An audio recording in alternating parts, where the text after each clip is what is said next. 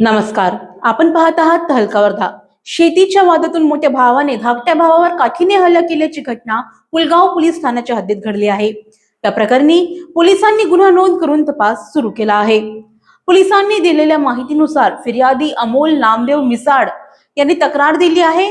ते आपल्या आई व मोठा भाऊ संजय नामदेव मिसाड यांच्यासह राहतात.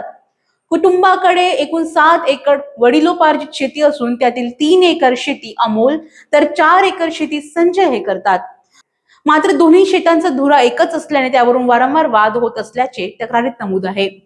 दिनांक 2 मे रोजी सकाळी 7 वाजताच्या सुमारास अमोल शेतात काम करत असताना संजय मिसाड तेथे आला. तू शेती करू नको, मीच शेती करतो असे म्हणत त्याने शिवीगाळ सुरू केली. त्यानंतर काठीने अमोल यांच्या डोक्यावर वार केला. यात त्यांच्या डाव्या कानामागे जखम होऊन रक्तस्राव झाला. तसेच हात व पाठीवरही मारहाण करण्यात आली. यावेळी आरोपीने जीवे मारण्याची धमकी दिल्याचे फिर्यादीने सांगितले आहे. या घटनेप्रकरणी पुलगाव पोलीस ठाण्यात गुन्हा नोंद करण्यात आला असून आरोपीला अद्याप अटक करण्यात आलेली नाही. या प्रकरणाचा पुढील तपास पोलीस करत आहेत. भागातील इतर बातम्या आणि अपडेटसाठी आपण पाहत राहता हलका वर्धा. धन्यवाद.